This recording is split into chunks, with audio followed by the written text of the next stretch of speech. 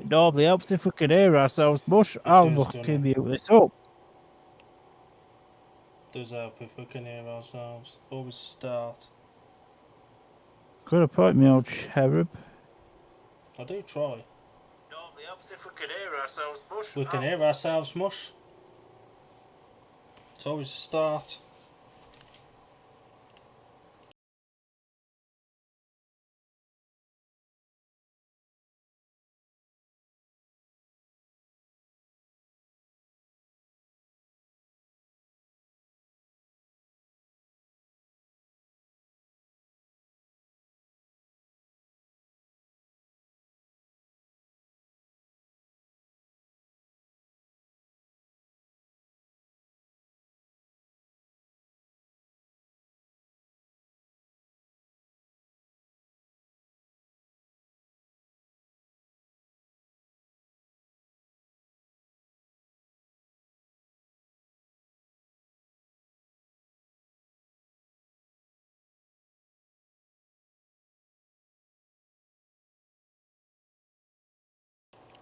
Hello, everybody. Welcome to Shoot Some Shale on this Wednesday evening. Sorry, I've just got a bit of chocolate You in me as well. snacking. And welcome to our Cab Direct Championship watch along between the Poole Pirates and the Oxford Cheetahs, which should be a very, very feisty contest. These two built up quite the rivalry over the past couple of seasons, so it should be a good race meeting here at Wimborne Road this evening. As always, I'm joined by Mr. Dill, and I'm only asking this because I'm about to scoff some chocolate. How the devil are we doing? Better than I was Monday. So that's always a start. We don't feel as dead. Mm. And to be fair, you did a nifty job solo on Monday. It was a tough gig, Mush, but we got through it. We did, and we're back tonight, tomorrow, potentially Friday as well. Well, me and Al might be on Friday. Should we have a look at the tier 2 lineups before we get going? Because this has been a very last minute mad dash to get the technology working for this. So if you want to run us through the Cheetahs, Palmer, and I'll look at the Pirates after that. So, the Cheetahs. Talking of Cheetahs, there's Luke Kelly looking at himself in the telly. At number 1, Sam Masters. At number 2, Cameron Apes. At number 3, legend in his own right, Zane Kennedy. As a guest at number 4, Mitch the Mermaid. Number 5, Jonas Knudsen. Number 6, Luke Colleen. And number 7, Francis Gusts. Okay, I'll be honest, I can't remember the man to watch, so I'm just getting the graphic up on my mobile phone. Mitch. Oh yeah, it was Mitch, because he had a really good meeting here last time out, and that was basically it. Who's your man to watch? I've gone for the boring option of Sam Masters. He does like Wimborne Road. He rides here quite well, and he's starting to find a little bit of consistency now as well.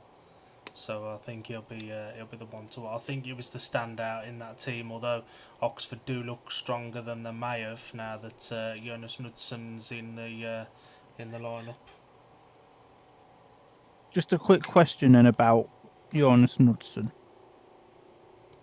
Would you have put him at number 5, or would you have inserted him somewhere else within the team?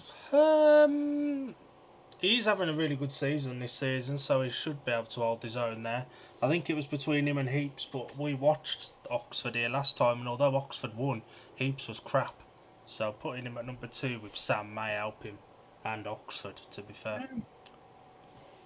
You have a valid point, me old China. Leonard's in the comments. Evening, guys. Looking forward to this one. Hope everyone stays safe. For the Poole Pirates at full strength, actually, Richard Lawson rides at number 1. Tobias Thompson, our cult hero, rides at number 2. Lewis Kerr rides at 3. He'll be looking to put himself in the Premiership shop window again now, having been released earlier this week by Sheffield. Zach Cook skippers the side at number 4. Anders Rowe goes at 5. Paul Stark at 6. And William Cairns at number 7. Palmer, your pirate to watch. So you've hit the nail on the head with my rider to watch. I've gone for Louis Kerr. Obviously, he's going to be very disappointed in being released by his Premiership club for the second time in about 3 seasons. So he's going to be wanting to at least put himself in the shop window for Premiership guest bookings in the not too distant future. Is it a bit too late for someone to sign him, I think. You're probably right, to be honest. And he did have a guest booking on Monday, but Kings Lynn have changed their approach for tomorrow night. We'll cover that then, but it's not Louis Kerr now. I've gone for William Cairns against the Oxford pair at reserve. I think William Cairns is flying since coming to Poole, certainly at home, and I think he'll carry that on tonight. Francis Gusts may offer a bit of resistance. I don't think Luke Killian will have any option or any strength over Willie Cairns, and although he has generally a slow start, once he gets it and once he's nailed in, he's rapid around Wimborne Road. Yeah, 100%. 100%. How much bloody WD-40 does one man need? I need that for my knees and my back and every other bone and muscle in my body. If you'd have told me 7 months ago WD-40 fixes muscles, I wouldn't have had 7 months off work.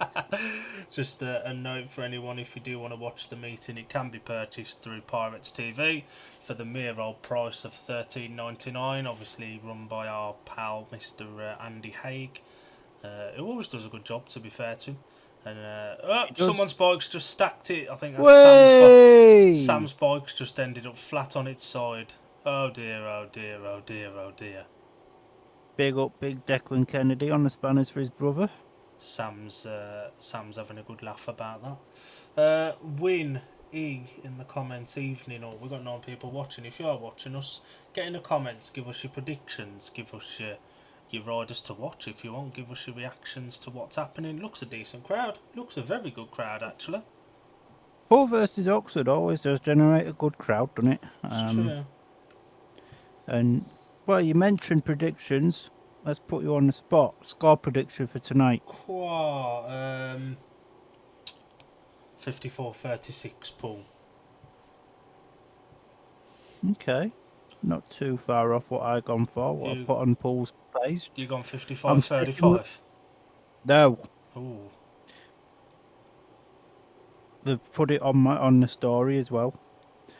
That I've put it. If you're an Oxford fan, I'm very sorry. 62-28. Oh. You reckon it's going to be... To be fair, the reason Oxford won here last time was because Mitch McDermott was flying at reserve. He's not there tonight, and I don't think Killeen or Gusts will score what he did at reserve last time. That's very true. And this is the first of at least a double header, potentially a triple header for Shoot Some Shale in the next few days. Tomorrow night we're doing the second leg of the Knockout Cup final between Leicester and Kings Lynn, with the meeting and the tie finally poised at 45 points apiece after the first leg. It really is winner take all tomorrow night, innit? And then Friday night you're ditching me. Yeah, you're at Scunny, so me and Alan potentially may be watching along to the Redcar Bears versus the Glasgow Tigers. I love that Francis Gusts has still got his Spires suit. They've not bothered to get him a Cheetahs one, they've just left him with a Spires one and a race jacket. Brilliant. In fairness, they've given Zane a Spires t-shirt. I wouldn't expect anything less. Neither would I. Neither would I. Looks like Zane's cut the sleeves off that t-shirt as well. Can't blame him. There is a really good crowd here tonight. Poole and Oxford, and it's the local list of local derbies. Mitchell Clough was the one who dropped Sam Masters' bike at the start line. What, Wally? What boy? I mean, Wally. And the Oxford boys will be up for this tonight. They're in a decent run of form, but they did get beat comfortably at Plymouth the other night. Although, to be fair, Plymouth have got a very good team now. Even Scunny won at Plymouth. It's true. It's very true. Let's forget about the fact they've made changes and that win was before then. But Scunny won at Plymouth. Will Cairns, I don't have much hope for him beating the Cheetahs pair, and he can't even beat his British flag. It's all wrapped around itself and he's having a right scrap with it. It's all right. Paul's got their young whippersnapper, nearly 40-odd years old, Paul Stark, to defend him. Paul Wheeler, what a legend. 55-35 wants to watch Louis Kerr and Sam Masters. So he's got a combination of our two men to watch. That he has. Well, I say interesting news. I've just seen it on Facebook. I'm sure it's been publicised elsewhere as well. Nicholas Morris has been back on a bike in the UK today. He was at Bury. No, he was at Leicester. It was at Leicester. Yeah, he was at Leicester, yeah. They said on BSN the other night he was flying in yesterday for the practice today, ready for his first meeting over the weekend. And obviously now he's just been signed to Sheffield in the Premiership as well. Place of Louis Kerr. In place of Louis Kerr, with Joy Etheridge replacing Justin Sedgman. I'd say as a pairing, that's definitely improvements. That's improved the Sheffield team a bit, but then again, you've got to ask the question: isn't it Morris race fit? I mean, it's all right practicing, but you know, and when you're at the tapes against three other riders, it's a different kettle of fish, isn't it? It's a bit different, innit?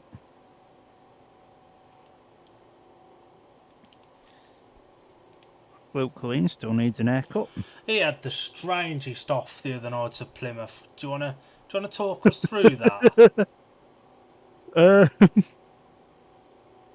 Well, so Heat 15, the race had just finished, and to avoid, because he was stuck on the inside anyway, so to avoid colliding into another rider, I can't remember who it was, went on the infield. His bike sort of did a bit of a 360, and he come off and took a bow to the crowd. Oh boy. As you do. At least he took it with humour and stuff. Well, you have to do these days, don't you? It's true. The original guest for Oxford at number 2, Darryl Richings, it would have been interesting to have seen how he'd have gone here. Do you think if he'd have done well, that could have been the impetus for Poole to replace Paul Stark? 100%. Because Paul Stark's been disappointing this year, to say the very least, and that's putting it quite mildly. He's been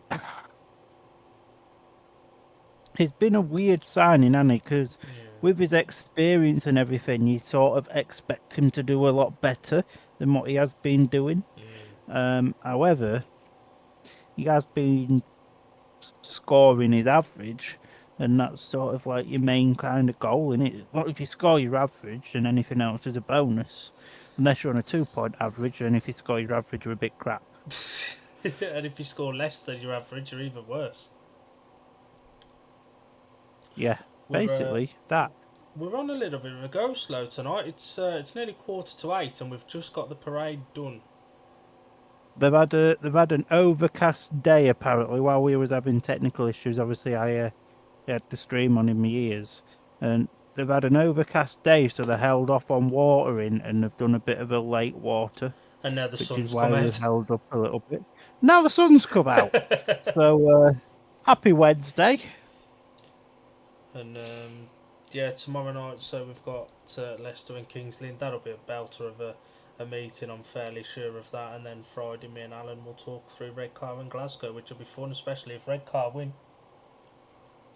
100% up the Bears. I kind of wish I was going to that, I'm not going to lie, but Tobias Thompson's broke down on the parade lap. Well, that's not very good. And he ain't got long to sort that out. He's in Heat 1. How is he meant to STC in Heat 1 if he's broken down on parade? We all know what that means. That? No. If you don't know, you don't need to know. Poole have won the toss and chose 1 and 3. Oxford will get choice in 15. Tonight's ref is Josh Marsh as the trainee, with Wayne Jarvis as the official. Obviously, Wayne Jarvis is quite a new referee. Wayne Jarvis and Josh Marsh. Sure, Wayne Jarvis has only been doing it a couple of years. No, he's been around for a while now, as old Wayne. Not years and years, but it's been longer than a couple. Is a post-COVID ref though, isn't he? Yeah, he is, yeah. Who's Right, so relatively new? on to the question I'm about to ask you then. Oh God. If we have relatively new refs that haven't got a great deal of experience, should they be training the new refs? Or, I suppose or should the flip side to that is that he's been trained relatively recently, so what they're looking for, he's going to have it instilled into him more than an old school ref might, like a Craig yeah, Ackroyd or someone like that. got a point. And this would explain why Louis Kerr had his pool Kevlars on the other night at Kings Lynn while he was guesting. Then, if he knew he'd been sacked from Sheffield, I do feel a bit for him. He did really well at reserve, and barring the last couple of meetings, he's been okay in the main body. If they could have made a change that would have put him back to reserve, he'd have been fine. But to get Nick Morris in, he obviously needed to do a 2 in 2 out. And that's exactly what they've done. And that's exactly what they've done. I wonder what time Richard Lawson got to the track. He's notoriously late everywhere he goes. Well, he was there when the stream started at 1:15, so it was before 1:15. Captain Obvious is here. If anyone's in the chat, keep us going with your chit chat, because as Palmer likes to say, we don't bite. Unless you have cake. And if you've got cake, we would normally bite, but we're sat behind screens about 100 miles apart from each other, so we're not going to bite, are we? And your birthday's on, what, Sunday? So you want cake? Sunday. I know. I'm going to be going to Leicester. I'm going to be buying my own birthday cake from Tesco's beforehand. And a couple of hats of our riders. More on that a little bit later on. Yes. What is it with the mullet coming back into fashion? Connor Mountain's got one, Leon Flint's got one, Luke Killeen's got one. People of a certain age just like having hair on their head now. It's true. A lot more than normal. Yeah, that is true.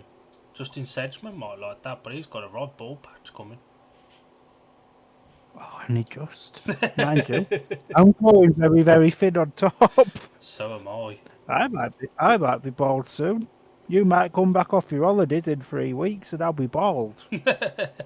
Could be one of your auntie's bodge job haircuts. They're never happening again. Heat 1 out the tapes, then gate 1 in blue for the Pirates, Tobias Thompson. Gate 2 in yellow for the Cheetahs, Cameron Heaps. Gate 3 in red for the Pirates is Richard Lawson, and off the outside in white for the Cheetahs, Sam Masters. Tapes are broke. That it is. Tobias Thompson's brought tapes from the inside. Uh, There we go, fixed. Happy days.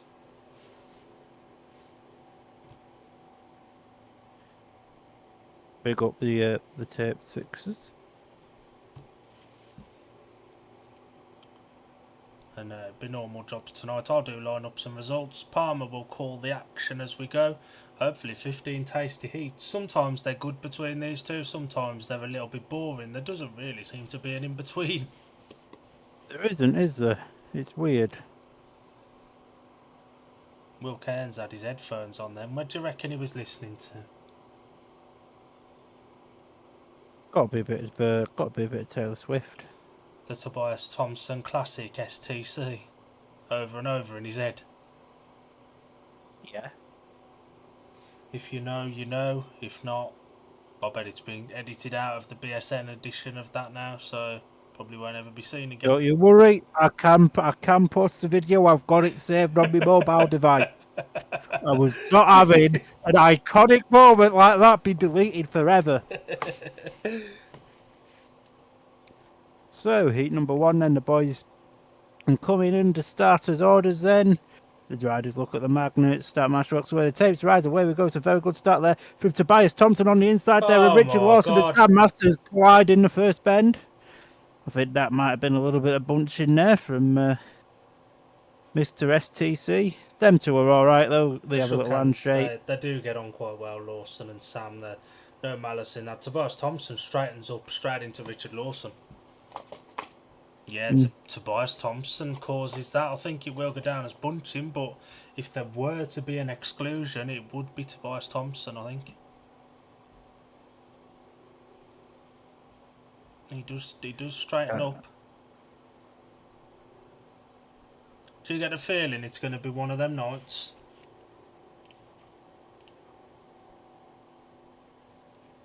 It might be. I think it's going to be, Mm. just got a feeling. A bad Obviously, feeling. it's good to see. It's good to see both these boys obviously up and okay. Both of these going to be playing pivotal roles in their Premiership teams' knockout cup finals tomorrow. You beat me to that. I was just about to make that point. These two do battle again tomorrow night with Richard Lawson at number 2 for Kings Lynn and Sam Masters at number 5 for Leicester. Sam's obviously taking his title.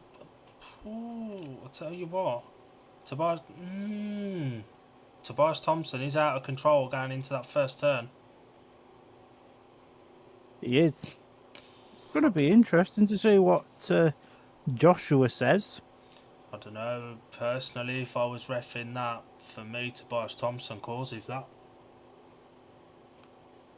It is in the first term, but I don't think being out of control should be allowed to go. I think he's out of control.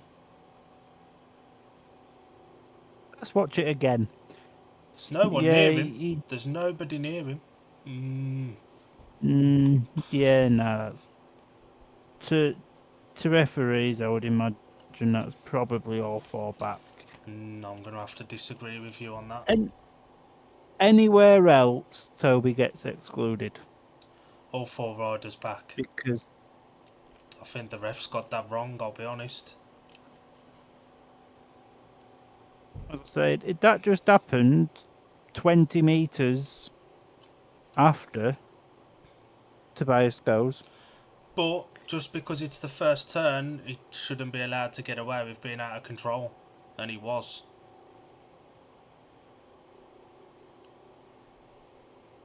It's at referee's discretion, but he caused that. That incident happens because of Tobias Thompson. 100%. So I don't think it should be allowed to be all 4 back just because it's in the first term, because anywhere else he's excluded for it, so why shouldn't he be for causing it in the first turn? If there was anyone near him, I'd understand, but there's no one near him. When he straightens up, he just picks up. Yeah, he's one of them British Speedway things, in it. Stupid rule. But stupid. Well, actually, as a as a representative of a certain club, I'm not allowed to make comments like that. So I can though. I'll just smile and nod. Them Smile and nod. Them Kevies are doing Paul Stark no favours. Looks like me in a onesie. All onesies. I wish they'd bring them back into fashion. Gone out of fashion, and now Wolves did them for a while. Wolves Speedway Kevlar style onesies. I went to buy one and they didn't have my size. Fattest. Somewhat when I was doing the Scunny merchandise with Gareth, somebody inquired about having Scunny Kevlar style onesies. I can't remember if we did them now or not. Don't think you did, no.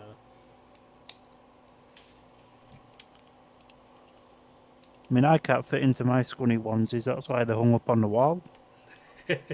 Otherwise known as Simon Lambert's Kevlars from the year before last. 2023, yeah. The ref's being quite generous with the amount of time he's allowing as well.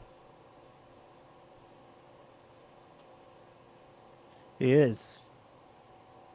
You'd have thought the 2 minutes would have been on by now. It's been at least, 5 or 6 minutes since that crash.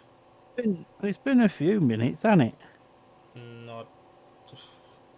We've both expressed a desire to referee for Speedway in the future. For me, the 2 minutes would have been on by now, to be honest.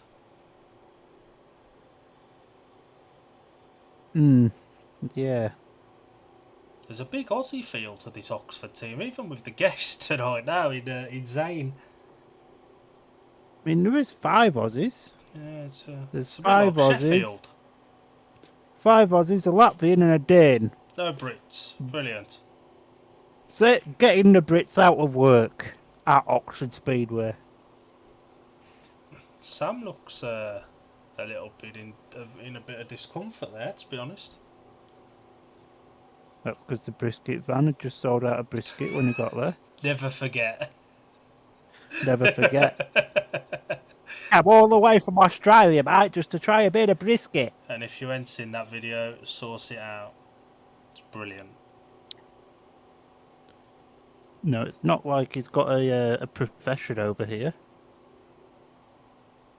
2 minutes on. That they are.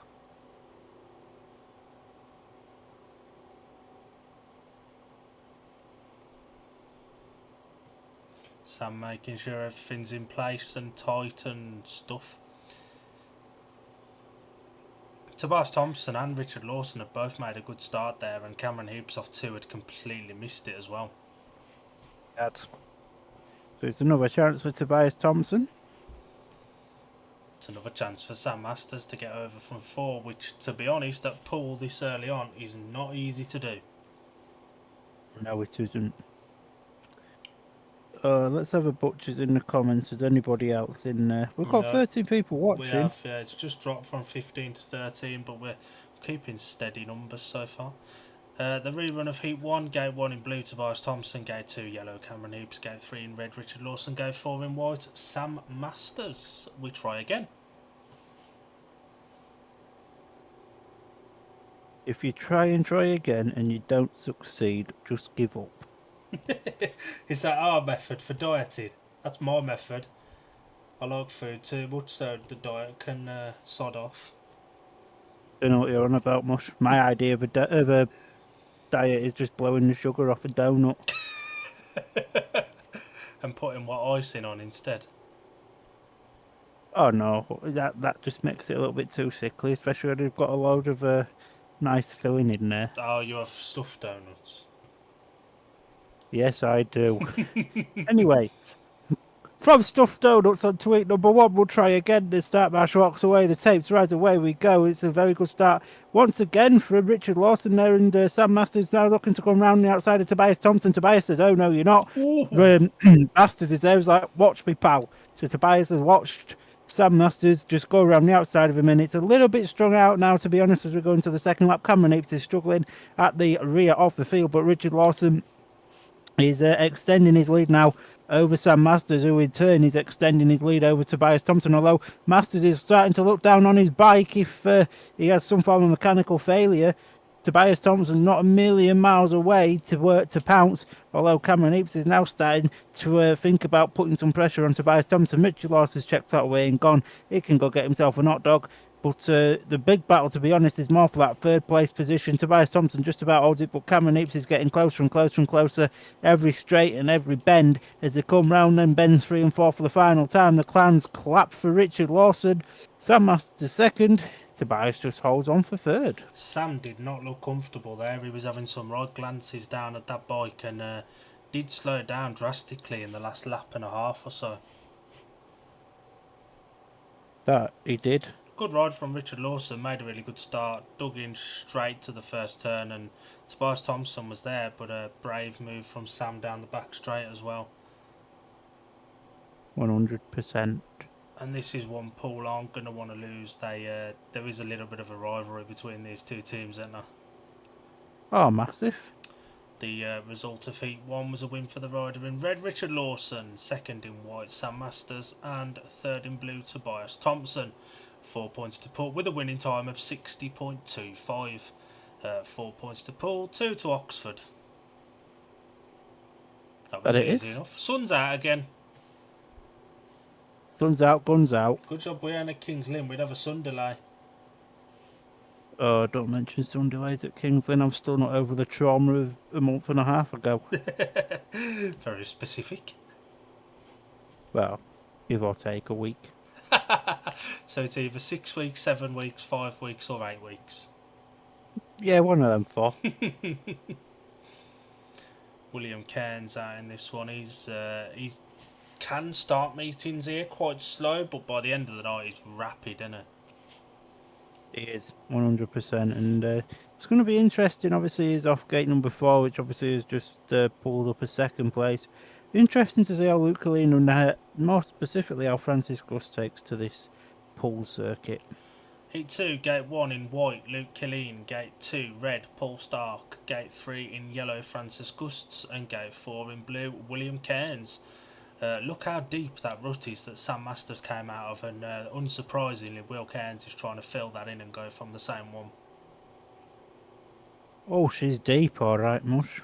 She's Looks, deep. looks like he's been digging for gold. You know, I've seen in Marmaduke that film where he's digging, and he's like, "Oh, well, it looks like Sam's done that."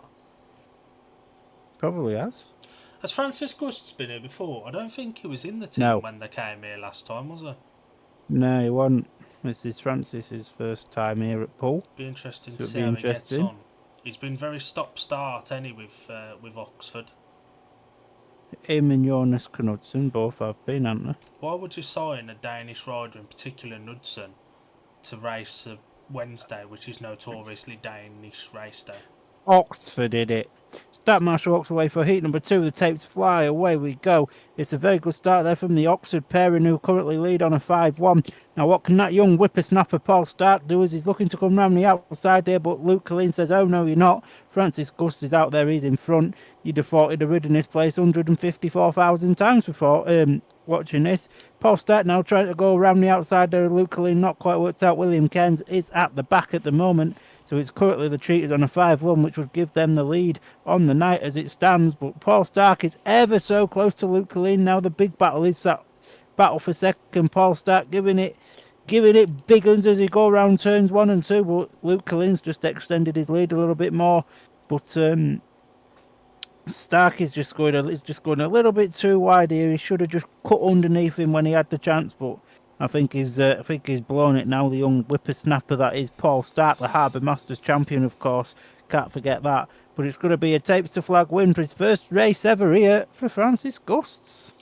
Paul Stark looked quicker then, but there's nothing outside yet. It's all down low. There was no way past, and Oxford will be happy with that. William Cairns made a sluggish start, and when he got to the first turn, he found Paul Stark in the middle of it, so he was a little bit screwed, and the Pirates fans by the pits there do not look overly impressed. No, they do not. Good ride from Francis Gusts, and to be fair to him, Luke Killeen as well. 100%. And the result of heat number 2 was a win for the rider in yellow, Francis Gusts, with a winning time of 61.23. Second in white, Luke Killeen, and third in red, Paul Stark. 1 point to Poole, 5 to Oxford. Progressively now, 5 points to 7. That it is. And that reserve pairing is got to, well, one in particular has got to be a bit of a concern now. We've said this numerous times this year. Poole don't have a fear factor about them this year, do they? I don't know. There's just something on there that's not. Doesn't give you the normal Poole feeling, does it? No, there's normally a fear factor where you can sometimes be beaten before the meeting even starts when you're against Poole, but yeah, they don't have that look about them this year, to be honest. Teams just think of Poole nowadays and they think, well, we can put up a fight unless you're scunny. Yeah. Heat 3, Gate 1 in blue, the skipper of the Pirates, Zach Cook. Gate 2 in white, the guest for the Cheetahs, Zane Kennedy. Red Gate 3 is Louis Kerr, and off Gate 4 in yellow was fantastic. Last time he was here with Oxford, Mitch McDermott. Back from injury, missed Oxford's last meeting because of an injury, puck up practicing in Poland. Zane Kennedy looks awful in that Photoshop. A lot of injuries are being put up in Poland this year.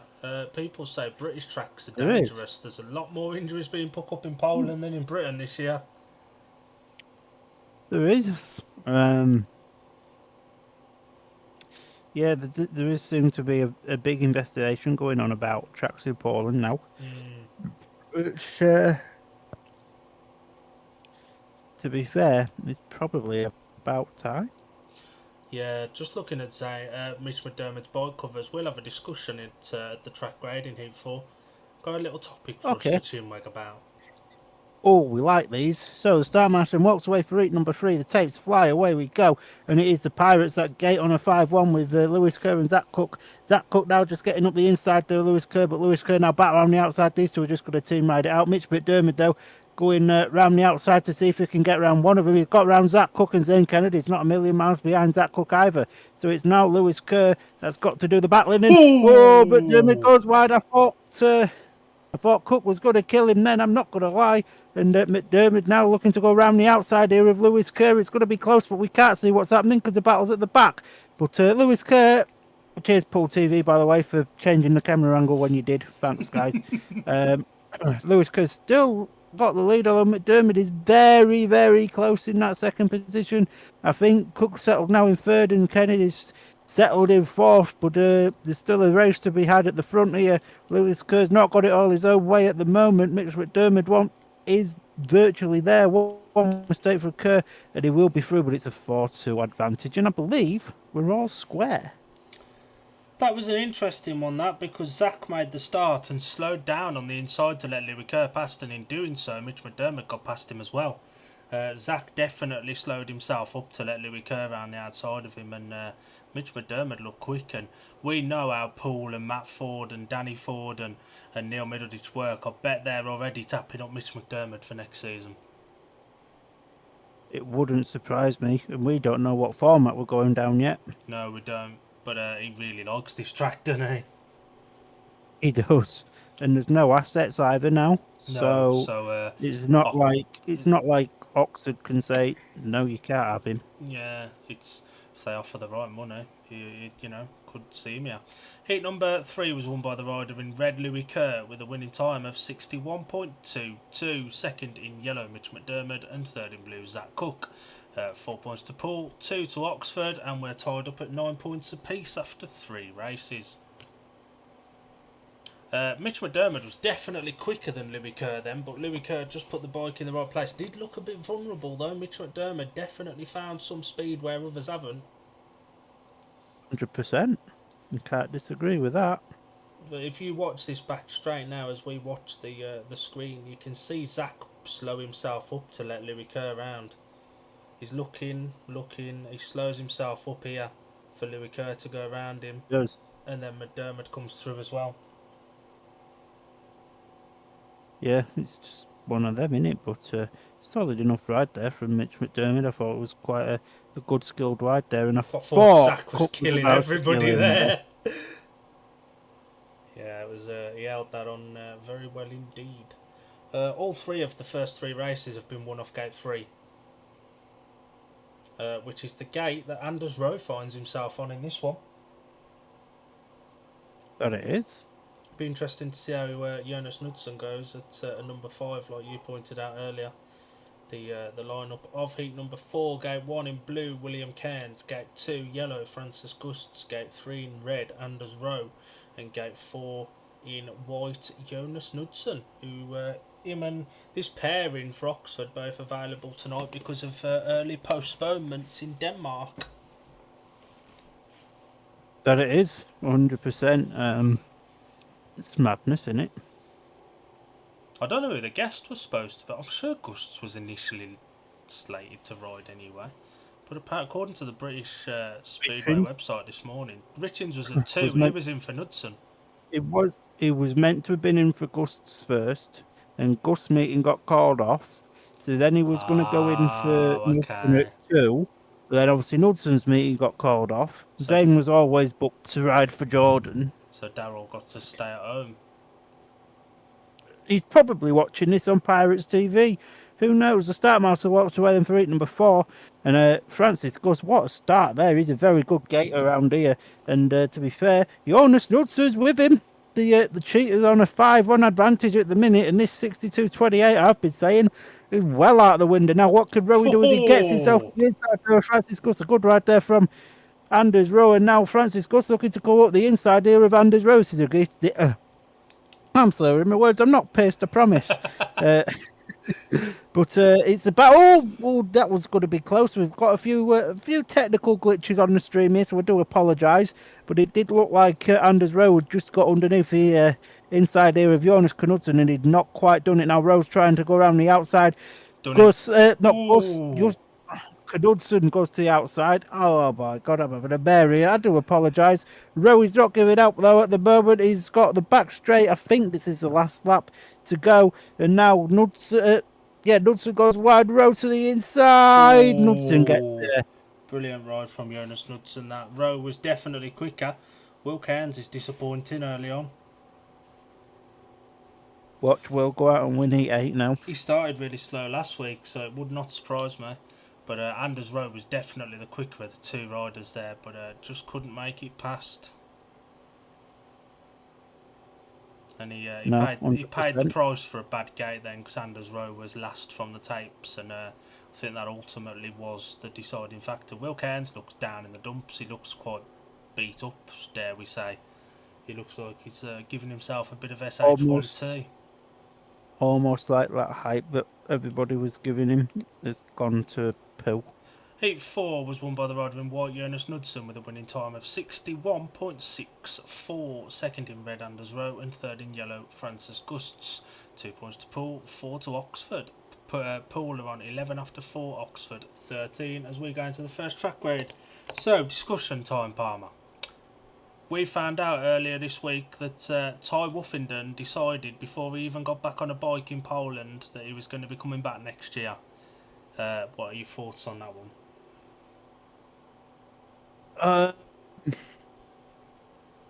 I mean, there's just no fear in the guy, is there? There's not. I think there isn't. Like, if something like that happened to me, I'd be going nowhere near a speedway bike again. Like, you know, to basically be dead for a long time, and then to just be like, yeah, all right, I'm fixed. I'll go back on a bike. At this point, given his age and everything, I'm gonna sound so harsh here, but hear me out. It's more because he's got the money. He doesn't need speedway anymore. All he needs to do is press a button on Spotify, and he can make millions.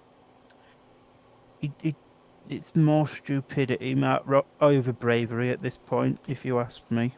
Yeah, it's one of them as well. What Faye and everyone went through when he was hurt. So it's brave of him to come back. Maybe a touch on the stupid side as well, but. If it's all you've ever known, it's difficult to walk away from it. Does he want to do it where he doesn't just go out like that? He comes back as a year and then says, right, now I'm done.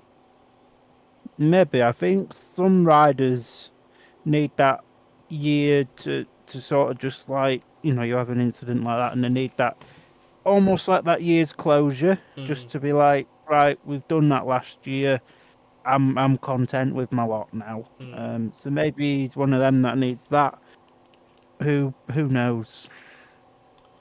Yeah, it is an interesting one. It'll be interesting to see what the format for Britain takes, and B, if it were to be two leagues again, does he come back here? There's very, very well documented pay issues at certain Premiership clubs, including the one he was due to race for this year. So does he come back to British Speedway? Does he go back into the Polish top league? I'd say probably not, although he is still very tight with Václav and everyone there. So does he go back there for a year? Does he go back to where the crash happened and ride for that team, for the year he's missed this year, and to try and put that mental block of the accident behind him? Yeah, and he's one of them. Everybody else, well, no two people have got the same mindsets. I mean, at that being me, I wouldn't be going anywhere near a bike again, as I've said. I don't know about yourself, but So I suppose the same could be said for Zane though. Look at the crash he had at Scunny in was he 23 or 22? 22. when he was airlifted off, and now he's back there this year and riding the place at points looks unbeatable at the Eddie Wright. Yeah. You've got a point. These ruts are deep already. They are. And 1 and 3 worked best in that opening lot of races, with Gate 3 having 3 wins. Gate 4 is on 1, and Oxford will be off the favoured gates a little bit more this time. That they will. Heat number 5, we're cracking on. Gate 1, yellow, Cameron Heaps. Gate 2 in red, Louis Kerr. Gate 3 in white, Sam Masters. And Gate 4 in blue, Zach Cook. Sam Masters can gate. He's clear favourite for this race as well. Louis Kerr, although he did win Heat 3, didn't look particularly quick. No, he didn't. And Gate 4, other than winning Heat number 4 with Jonas Knudsen, 4, weren't it?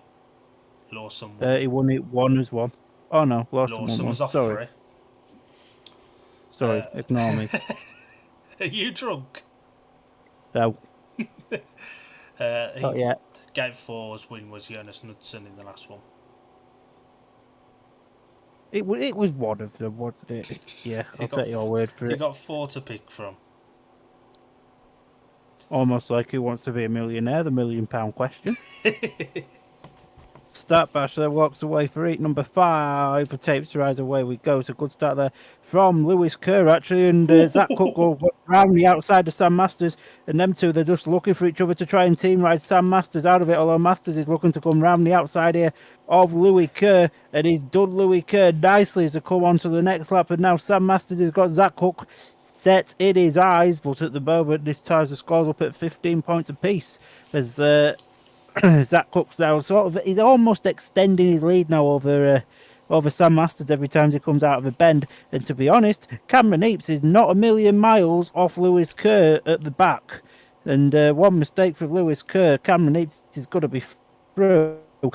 Cameron Heaps might not even made a mistake for Louis if things keep going as they are. We've got 1 lap left to go. Zach Cook's checked out, he's away, he's gone. And he's going to give Gate 4 another winner. He's definitely won Heat 5 this time, Bush. Lewis Kerr is going to remain in 3rd, so I believe we are all square. That was roles reversed of Heat 3. Louis Kerr made the gate. He was on the inside. He slowed down, looked over, and Zach came round. And the exact same thing happened again. Sam came round as well. 100%. It was almost like Louis was just like, okay, you did it for me, I'll do it back and take the hit if it happens. But the Pirates made a beautiful gate then. It was a beautiful gate, and for the first half a lap, they blocked Sam perfectly, didn't they? blocked Sam perfectly then. And Zach looked quick when he got out in front. Sam just couldn't keep up, and Louis, although he's riding steady, he ain't got a lot of pace in that bike. That is correct. Heat number 5 was won by the rider in blue, Zach Cook, with the quickest time of the night so far, 59.93, yeah, quickest time of the meeting. Second in white, Sam Masters, and third in red, Lewis Kerr. 4-2 to Poole, ties us up at 15 points apiece. We've got 26 people listening to us. This is some kind of record, surely. It does help that this is the only meeting on tonight. You have got a very good point. And, a very good point. And to be fair, there's only 1 meeting on tomorrow night as well, and we're covering that, so hopefully we'll have good numbers for that one as well. So yeah, join us tomorrow. I'll tell you what, that track it's a bit like, was it Luke that told you a track was 2 halves? The outside was really grippy, the inside was really slick. It looks like this. I've seen a couple of tracks like that this year. It looks like weird, 2 different tracks into one, doesn't it? It's definitely a track of 2 halves. 100%. And we're on to heat number 6. We're rattling through this. Gate 1 in red, winner of Heat 1, Richard Lawson. Gate 2 in white, winner of Heat 4, Jonas Knudsen. Gate 3 in blue, Tobias Thompson. And off the outside in yellow, Luke Killeen, who's also got a paid win from Heat 2. So only Tobias Thompson has yet to achieve at least a paid win in this race. And but he's on the favoured Gate 3, but Gate 4 is starting to turn up as well. And the two race winners outright in their first ones are off the unfavoured 1 and 2. Gate 1 looks very rutty. Yeah. Very, very rutty. So does Gate 2. The inside, it looks like Richard Lawson looked like he was going over a motocross track then. It probably was. But yeah, Do you remember when Jonas Kelmakorpi called Lakeside part Speedway, part motocross?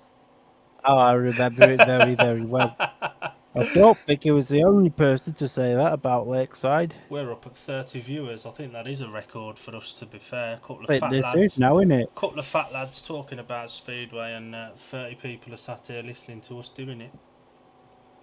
Tomorrow's target, 50.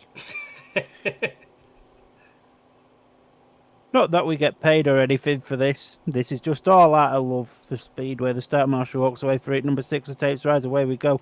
And the two Pirates boys have got there in the first and second positions. Luke Colleen's now looking to have a go at Tobias Thompson. And Luke Colleen, is he about to do Tobias as a go down the back straight into turns 2 and 3? Not quite. Luke Colleen's gone very, very... not dirtily, he looks so uncomfortable and out of control on the bike. It is unreal. Luke Cullen now gets underneath the inside of Tobias Thompson. Tobias Thompson says, no, you're not coming through. Pal, go get yourself an haircut. Richard Lawson's there out in front. Richard Lawson, he likes his bonus points. He's going to have to slow this race right down if he wants them bonus points in this one. Because Luke Cullen, he ain't slowing down. And Luke Colleen's very, very close here. Jonas Knudson's packed up, by the way. He's out of it now, to be honest. Richard Lawson's checked out away, gone it and go get himself a hot dog. And to be fair, Tobias has now picked himself a little bit of a gap over Luke Colleen. And the Pirates take their first 5-1 of the evening. Good effort there by Luke Colleen. To be fair, he had the speed about him. He made a good gate. Tobias Thompson thought he'd done him, but Tobias was brave and chopped his nose off twice on bends 3 and 4, and the second time really put paid to any option for Luke Killeen. Then really good ride from Tobias Thompson in that one. Lawson did his thing, but Tobias Thompson showed he can defend. And hopefully, donuts. Get a donut. Nah, we're not. No, we're not. Give us something to eat out then, pal. He's just become the vice winner of a race, and we don't get a donut. Shocking. He'll do him in 8 when he beats Gusts and Heaps. Good ride from the Pirates though, and it took them 6 races to get a 5-1 at home. I would have thought that. Heat number 6 was won by the rider in red, Richard Lawson, with a winning time of 61.08. Second in blue, Tobias Thompson, and third in yellow, Luke Killeen. 5-1 to Poole, 20 points to 16 progressively. As you called in the race, Jonas Knudsen was on the centre green by the end of the first lap. He was. I don't think he made the gate. And as soon as he dropped back, I just think he thought, I'm not getting out in this. Even the chalk machine is struggling to go over those ruts on the inside. That's how you know you've got a rutty start line. It does look a bit of a mess, doesn't it? Just a bit, doesn't it? Zane will be trying to make it 2 winners in the last 2 races from Gate 1. That was the first bit of success Gate 1 or 2's had. And interestingly, Richard Lawson packed in a rut that had already been used there. It looks like a lot of riders have used that one because that's deep. It is. If you're in the, if you're watching us, get in the comments, give us your thoughts, give us your feedback, give us any criticism, constructive, that could be worked on and all of that good stuff. Before anyone gets at me, yes, I could do these sober. Heat 7, Gate 1 in white, Zane Kennedy. Gate 2 in red, Anders Rowe. Gate 3 in yellow, Mitch McDermott. And Gate 4 in blue, Paul Stark. Who wants you sober? You're much more fun when you've had a beverage. I agree, that's why I've just cracked open a can of Stella Mush. I must stop drinking on a school night. There is help available. Is there? Go to one of them meetings. Hello there, my name's Daniel and I'm an alcoholic. Blame Scunthorpe Speedway. Thank you. I do that, but then do the meetings on the same time we do these. And you know, priorities and all that. You know, I'm sorry, love, I'm busy at 7 o'clock on a Wednesday. Oh, young whippersnapper, Paul Stark, looking to have a better race this time out. And to be fair, there's always a man off the inside, Zane Kennedy. So, start match, I'm going to walk away for it. Number 7 takes fly up, away we go. It's a very good start there for Anders Rowe off whatever gate he was on. Cheetahs there in second and third. Mitch McDermott looking to blast himself round the outside there. Not quite worked out. Zane, I think the red lights are on. The reds are on, yeah. Reds are on. That was late. That can't Tapes be is for an Brock. that cannot. I was going to say that can't be for an unsatisfactory start. Surely that was late. If it was, be interested to see that again. Yeah, you can't race that when it's hanging down like that, can you? We did a race when it was hanging down like that at Scully not so long back. Well, we all know who the guy is at the end of the referee's box. It's called Trevor. The one in the middle was Josh Marsh, and the one on the far side was Wayne Jarvis. So if you have got the stream and wanting to listen to us Knobheads ramble on, there's some information for you. Leonard, just having a beer myself, listening to you. What a boy. See, we sound much more What a man. bearable when people have had a beverage. 2 minutes are straight back on. 2 minutes are straight on. Declan Kennedy comes out to cool down Zane's clutch. Lovely brotherhood, that. Anders Rowe made a beautiful start then, and he raced It a was, good wasn't first and second turn as well, because Mitch McDermott I thought was going to do him, and Anders gave him the good heave-ho against the fence. That he did. We've only got a minute and a half left, boys. So if you'd like to hurry up, some of us have got work in the morning. They ain't fussed about you. They are not fussed. That's why I said some of us mush. I'm not bothered. I don't mind pulling a city. Andy, if you're listening, I'm not coming in tomorrow, mate. If your child can get away with not working, he'll be with Luke at Leicester anyway. Flyer for Palmer tomorrow. They're not setting off till 3 o'clock. If your child could get away with not working for 2 months, so can I. He's only Let's 5 forget months. that I've had. Let's forget I've had 7 months. He's only 5 months behind you. Gonna have to go some yet to catch up, innit? That's what the winter's for, mate. Same 4 riders, same 4 gates. I think that was stopped just because the tape was hanging down over what is the racing line across the start and finish line. Pretty much. And Oxford get a reprieve there. The stream's froze much. They did mention at the start there was having some technical difficulties. 2 seconds. Oh. Has the race been stopped again? Looks like it might have been. Or are we just massively behind? Or did Paul... That cannot be... it's got to have been stopped again. Yeah, it's been stopped again. I was going to say, Paul Stark won't be coming round on a victory lap. Has Anders Rowe been disqualified? Oh, no, he's here. It's an unsatisfactory start again, then. Technology, a British Speedway, 2 things you shouldn't put together. Oh, and tapes. Froze again. Oh, bloody hell. Right, let's try a different connection. Connection 2.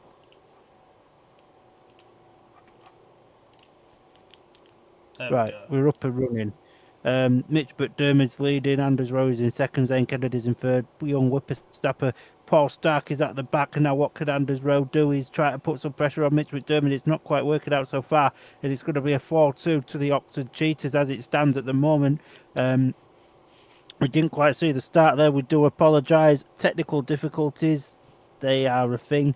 Paul Stark was, well, that's it. Race is over. That was a short and sweet, that one. Short and sweet. Here we go. It's coming. Paul Stark is crap. Anders Rowe's fuming, and to be fair, I can understand why. He made the gate and rode the first turn perfectly in the initial staging, and it gets called back because of something just unfortunate with the tapes. And now we're going to another break. The result of heat number 7 was won by the rider in yellow, Mitch McDermott, with a winning time of 62.01. Second in red, Anders Rowe, and third in white, Zane Kennedy. 2 points to Poole, 4 to Oxford, 22 points to 20 progressively. I don't think your score prediction of 62-28 is going to happen, Palmer, somehow. 20 down, 8 to go. And 40 for Poole. Poole's reserves are being absolutely outclassed here. Will Cairns 0 from 2, Paul Stark 1 from 2, and then you've got Luke Killeen paid 4, Francis Gusts 4. 100%. And again, we find ourselves saying it, Paul Stark's just not cutting the mustard, is he? No, he isn't. Will Cairns is somewhat struggling as well tonight so far, but you know, he's upped his average by 2 and just over 2 points since coming in. Paul Stark's not improved. He's just going one way, and it's not up, is it? What do you mean it's wide? That's a bit harsh. Has Louis Kerr robbed that second bike? Why is it hidden under so much stuff? Are the police coming to have a look for it? Maybe. What's going on there? Paul Stark sat down thinking, what am I doing? Don't worry, pal. We're sitting thinking, how have you still got a job? That is very true. And But there's no real togetherness from Poole tonight. You normally see that. They're normally really close-knit. Everyone's doing their own thing. Then, you know, there's no togetherness about them, and that can be the difference maker, and it's not there tonight. yeah, 100%. You know, I mean, even with us at Scunny, I know our team's not been performing as well as maybe what they should, but there is still a togetherness about them. And to be fair, he's struggling, but Simon Lambert instills that. 100%. 100%. I love the fact Paul's got a TV in the pits. Brilliant, innit? Love that. The two teams for tomorrow night's meeting, actually, while we've got a moment. Stark and Cairns are on annual leave, says Wheeler. You'd be forgiven for thinking it, wouldn't you? The two teams for tomorrow night, although Kings Lynn's may be in a little bit of question because I think he was rider replacement in Denmark tonight, so he may not be here for Kings Lynn tomorrow, but Richard Lawson rides at number 2. Chris Harris goes at 3. Scott Nichols guests at number 4 for Ben Cook before Ben Cook drops to reserve for the month of August. Jankovic at 5, Nikolai Clint at 6, and Luke Harrison at number 7. I wonder if he'll cement himself as the Kings Lynn Rising Star now.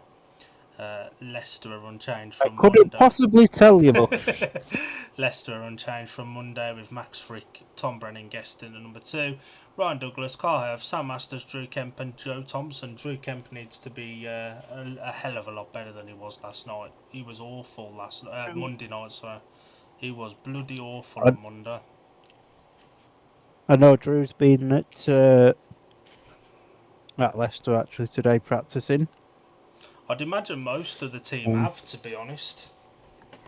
From what I've seen footage-wise on social media, there was only Nick Morris and Drew Kemp practicing at Leicester today, which baffles me a little bit. I was going to say, if Kyle and Dougie and Frick may be elsewhere, although it's Denmark today, so I don't think he does that. So I don't know, but maybe Dougie's decided to have a day in Sweden. You never know, yeah. But I mean, personally, I'd have been down there having a few laps with a big cup final tomorrow, and Leicester having not won a knockout cup for 50 years. I'm going to make a very bold prediction here. God, are you about to say this is very bold. Stupid? It may sound stupid now, but it could be a reality in about 24 and a half hours time. You're going to say to me that you reckon Kings Lynn are going to win that? I do. Under one thing. Dixon puts too much pressure on his riders when the big time comes. And look what happened when the big time come for Leicester last year and the pressure was on. You got a point. Admittedly, It looks to me like Luke Killing's replacing Cameron Heaps here because Heat 8's getting ready and Cameron Heaps is being comforted by Peter Schreck, should we say. So I think it's going to be the Oxford That is reserves in this not one. something I would wish upon anybody. Jimmy's in the comments. Good evening. I hope my teammates from Blast from the Past have a good spin this evening. Hopefully they do. Jimmy, thanks for joining us on this fine, Wednesday. chilly that day, yeah. They all merging into one for you, Bush. They have been since December, my old cherub. I'm still getting used to this 5-day working week again. After November to what? Middle of July, not doing it. From the 29th of November till the 23rd of June. Anders It's Rowe a would long be time. unbeaten tonight if he could make starts, and a little bit of bad luck in his last one went against him, but if he could have gated in his first one he'd have won that, and should have probably won his last one as well. Oi, Will, there's no need to swear at the camera. Naughty boy. Just for that, your father says you'll have to ride for Leicester on Sunday.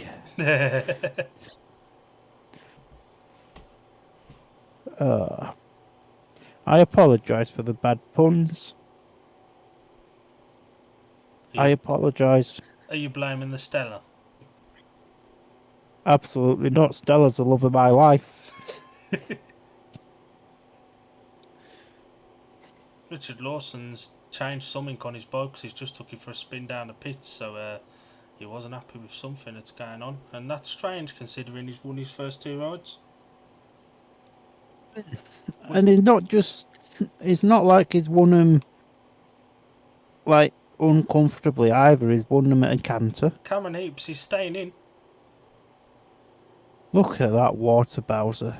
That'd be lovely on a 30-degree day lying underneath that. Francis Gust's giving us a good wave to the camera because he can see himself on the telly box. Hello. Zane doesn't look too happy.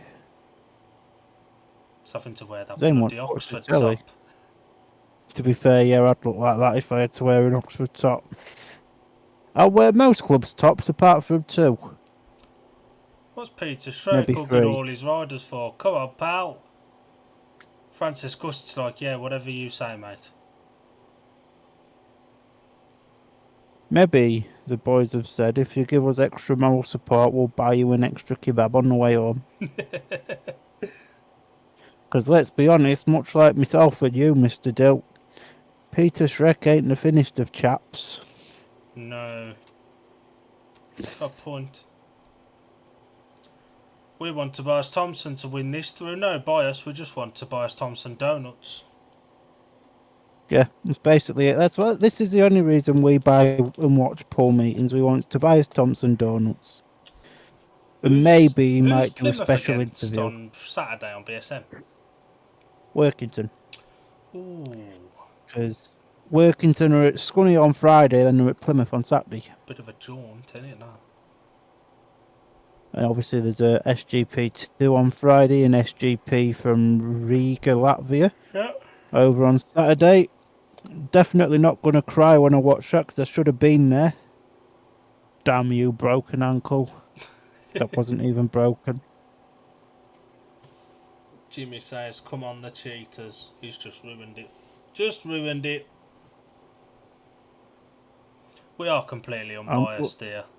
But Palmer does not like Oxford. No. I've not of that. It's weird. I've got nothing against Oxford, but they've just been our Achilles the past 2 or 3 years.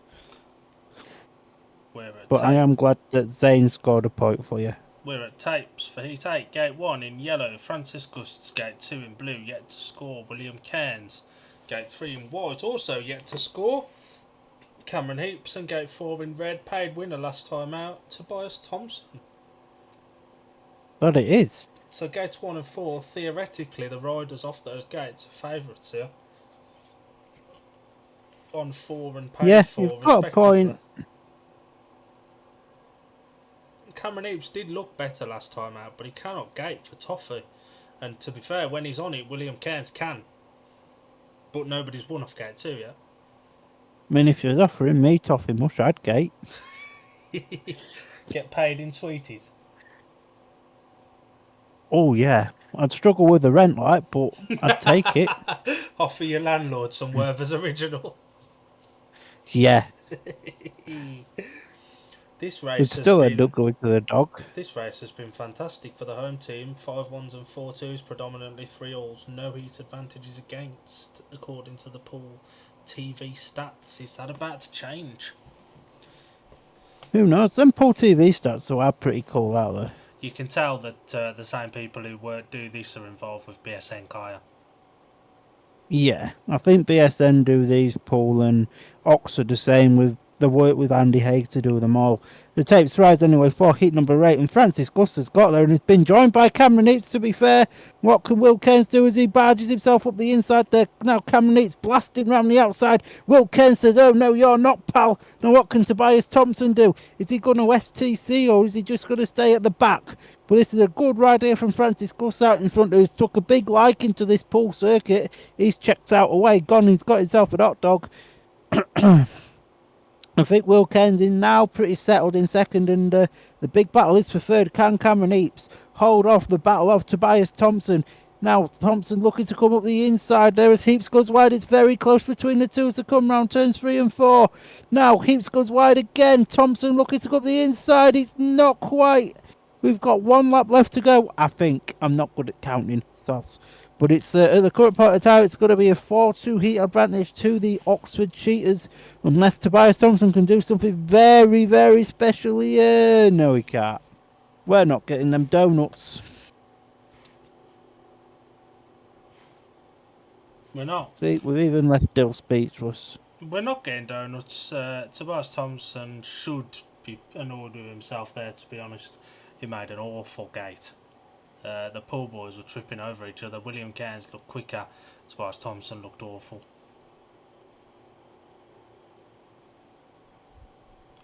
And for all the hard work that Richard Lawson and Anders Rowe are doing, it's been undone by races like that. Heat 8 was won by the rider in yellow, Francis Gusts, in a winning time of 60.64. Second in blue, William Cairns, and third in white, Cameron Heaps. 2 to Poole, 4 to Oxford, and we're tied up at 24 apiece after 8 heats. This partnership of Kerr and Cook need to sort of stop looking over their shoulder for each other now and both try and get out there, get a line sorted, and they've won a piece of slowing down to let the other go and the opposition coming through as well. Yeah, 100%, and let's be honest here, Luke Cullen's been no pushover tonight, and neither has Jonas Knudsen. We forget his last race, but in heat number 9, 89% of races here have been a 5-1, and 11% have been a 3-3. The rest are on 0%. But last week here in heat number 9 was a 5-1 to Poole, but it was against Workington. Poole are on the unfavoured. Gates 2 and 4 here. The gate stats now. Gate 1 has got 2 wins. Gate 4 has got 2 wins. Gate 3 has got 4 wins. Line up of Heat 9. Gate 1 in white, Jonas Knudsen. Gate 2, blue, Zach Cook. Gate 3 in yellow, Luke Killeen. Gate 4 in red, Lewis Kerr. And to be fair, Oxford are level in this meeting without, to be honest, Sam Masters not in top form. He hasn't won a race yet. Cameron Heaps has only got 1 point of a possible 9. Jonas Knudsen retired in his last one, and Zane Kennedy's only got 1 of a possible 6. But the reserves, Francis Gust 7 and Luke Killeen on paid 4 from 2, and he's in this one and off the favoured gate. He could add another 3 points to his tally here. He could. And the championship transfer window is a little bit longer because it started late, so it's not quite as near to the end yet. Do Poole start to worry now? There are certain riders not pulling their weight.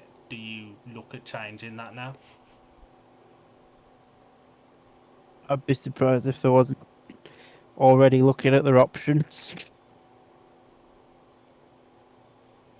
Dare I say it, if you have to, Paul Stark and Tobias Thompson go. Possibly. Heat number 9, then Whoa, Jonas Knudsen, they're really lifting the two Poole boys there that have got out there in front. And Lewis Kerr just coming around the outside. There is Zach Cook. Zach Cook again, he slowed down to let Lewis Kerr through. Thankfully, his opposition is a little bit crapper than the other opposition they had, so he could just about hold on to that 5-1. But Luke Colleen there, he doesn't look like he's putting any challenge on Zach Cook there in the blue helmet colour, as it's going to be a big pull 5-1. And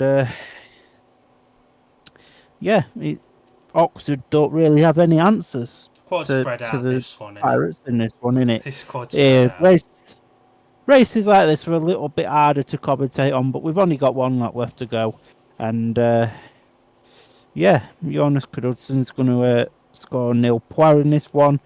Louis Kerr showing why he's been my rider to watch, and Zach Cook taking it a big 5-1 in heat number 9, breaking that deadlock. Jonas Knudsen's race was ran from the start. He went skyward, not forward. And the two Poole boys absolutely nailed that. Zach did slow down again to look over for Louis Kerr, but this time there was no threat from the opposition, and they made it work. I'm looking forward to week 10. That's a big battle. Is that McDermott versus Lawson? It is. Ooh. Chuck Zane Kennedy and Tobias Thompson in there for good measure. That could be a good race, that.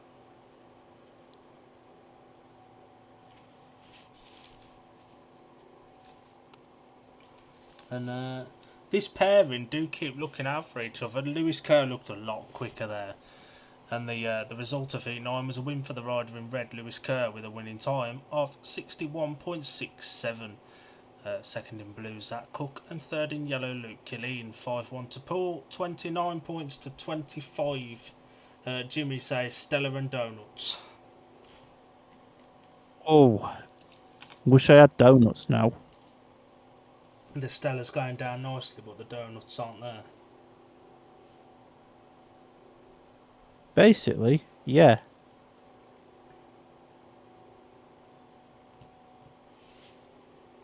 And Zane does keep his spot. I did think we'd maybe see one of the reserves coming here. You'd have thought so. Banjo Zane's got to have another ride, hasn't he?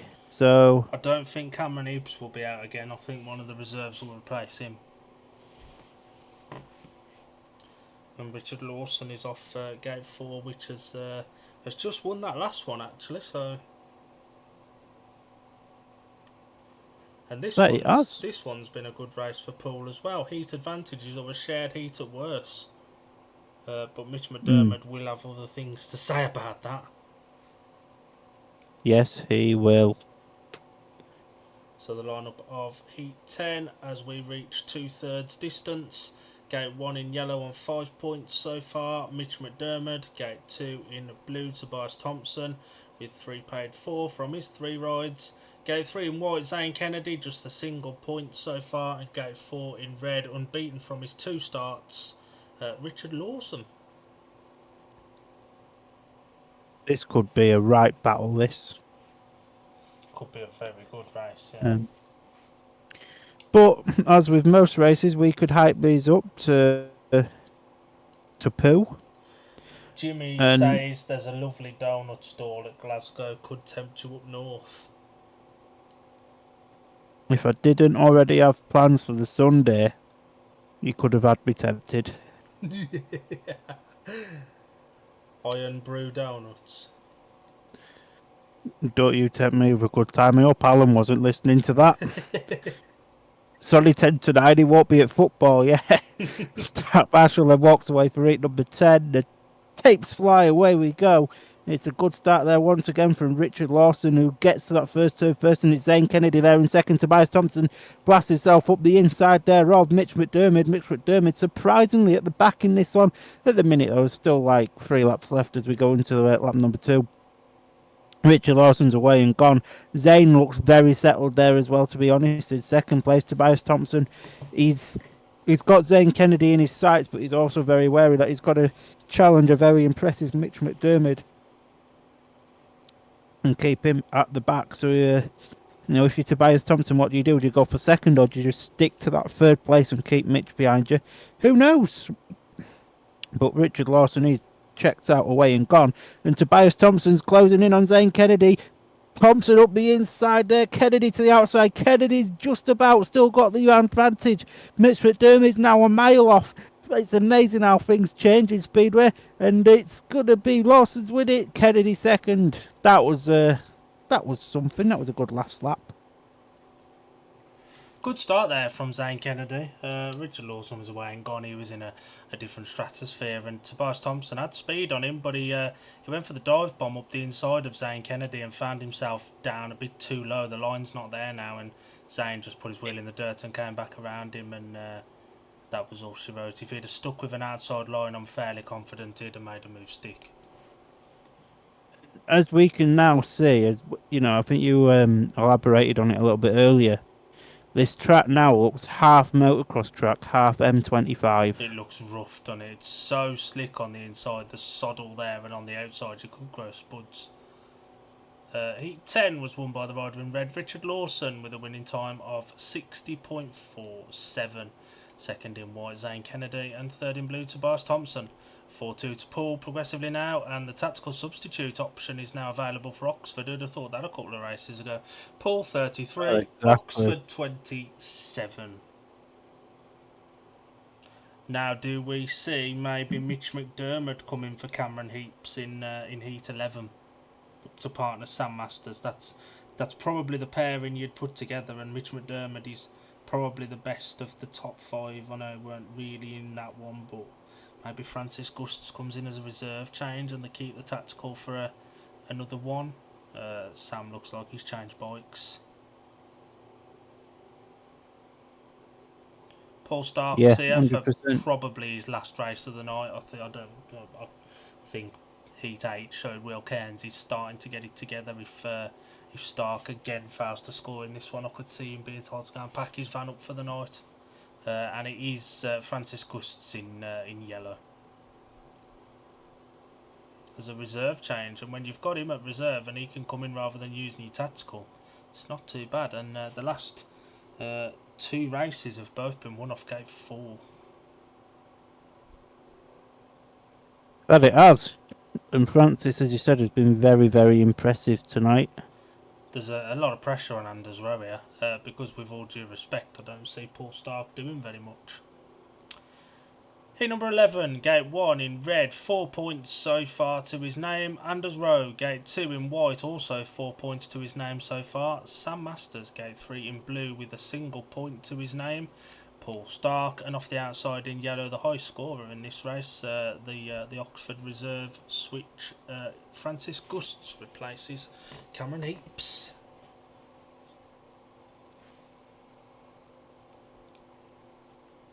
To be fair, if there was a race to use a tactical, this would be it. But then when you've got Francis Gusts going how he is, and to be fair, Luke Kalinen a million miles off either. Why use your tactical when you can put Francis Gusts in as a reserve? Well, we'll see what the outcome is as this, and then I'll tell you what I'd do if I was Shrekky. The start master walks away for heat number 11. The Cheetahs have got there. Sam Masters is there, and Francis Gustus blasting himself around the outside here. And looking at this, the two Pirates boys who haven't got an answer to these. The Reds are on. Don't know what happened there. Reds are on. The tapes are dangling again. So it's evened out now, one apiece. It's happened to Poole when a Poole rider was leading. It's now happened whilst the Oxford boys were leading. That needs looking at. That can't keep happening. No, it shouldn't keep happening.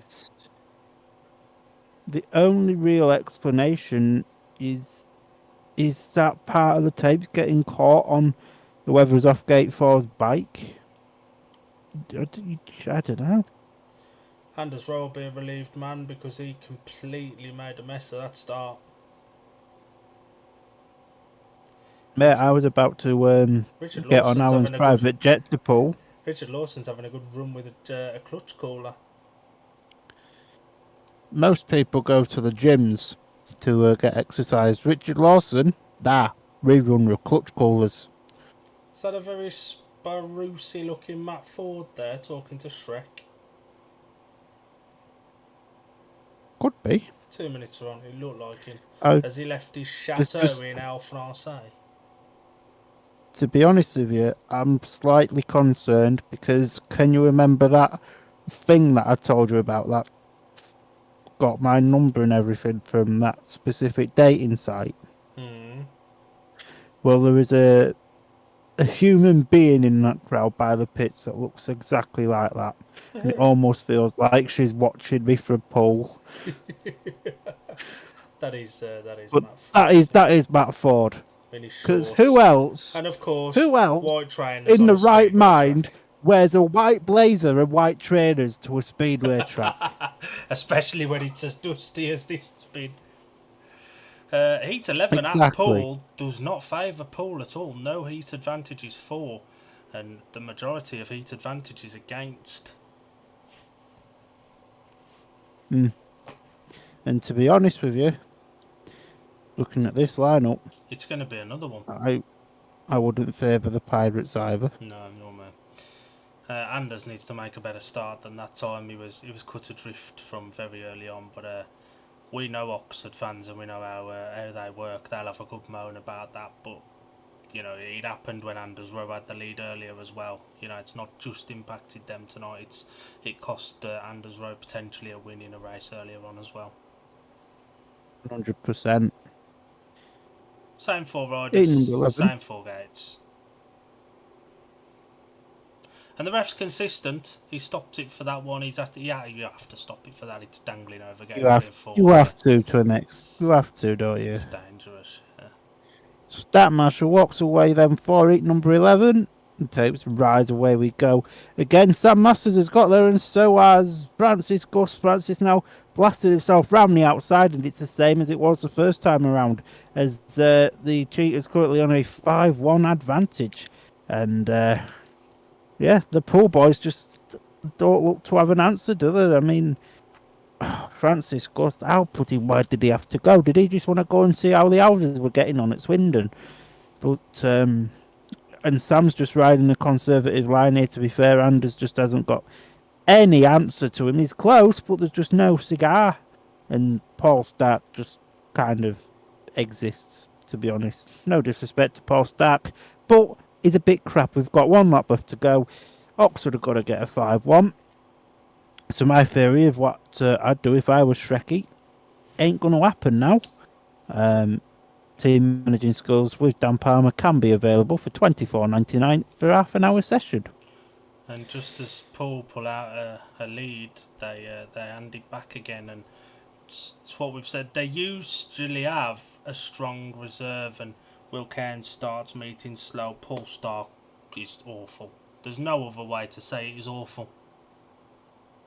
It's not great, is he? And I think he's been lucky to keep his job for this long. I think Paul needs to sack him.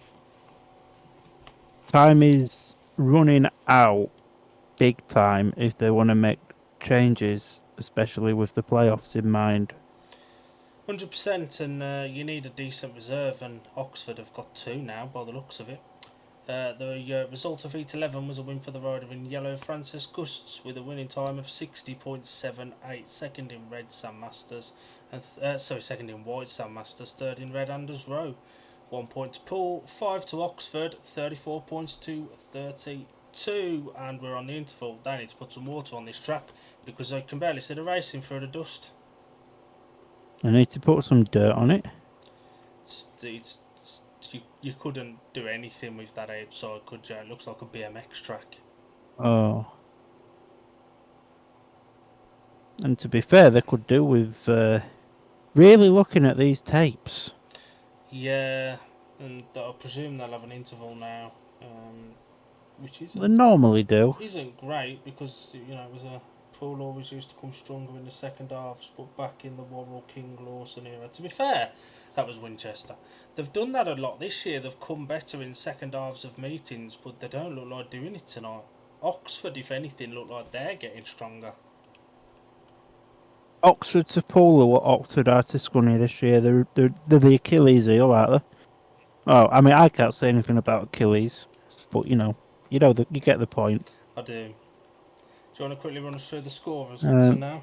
Richard Lawson 9, Tobias Thompson 4 and 1, Louis Kerr 7, Zach Cook 6 and 1, Anders Rowe 5, Paul Start 1, William Cairns 2, Sam Master 6 and 1, Cameron Eaps 1, Zane Kennedy 3, Mitch McDermott 5, Jonas Knudsen 3, Luke Killeen 4 and 1, Francis Gusts 10. And to be completely honest, looking at these, Neil Middleditch 34, Peter Schreck 32. I'm absolutely convinced Francis Gusts replaces Jonas Knudsen in 13. Would not be surprised. To be fair, had Heat 11 not gone the way that it did, You reckon that I'd have been Sam would have gone putting in for with McMermaid for the Sam reserve? would have gone in for Kennedy and McMermaid would have gone in for Killeen. Mind you, Louis Kerr's been doing alright tonight. He has. He looked quicker last time out, but that Anders Rowe's not gating and he looked quick early on. He doesn't now, to be honest. And the meetings being won and lost, you know, Poole are ahead, but that's predominantly because of Richard Lawson, Louis Kerr and Zach Cook. Anders Rowe's having a tough night. Tobias Thompson's been crap. Paul Stark and Will Cairns haven't really cut the mustard either. When you look at, you know, Francis Gusts alone's got 10 points and he can still have another 3 rides if he wants. 100%. Oh, that rut on gate 1. She's a Ouch. bit deep. She's just a little bit on the deep side.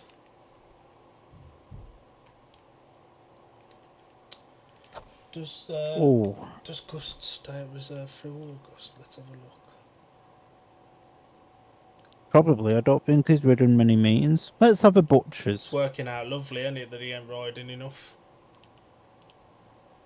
Oxford knew what they were doing when they signed him and Knudsen. Yeah, they knew they'd be able to get guests in a lot. Francis Gusts, no, he doesn't. As of the 2nd, Jonas Knudsen will be the reserve with Luke Killeen. I don't think that weakens him in any way. It doesn't, does it? Wow. Honestly, right. Go on. If you're Poole, do you take a look at Ben Trigger for Paul Stark? It can't be any worse. Funny you mentioned that.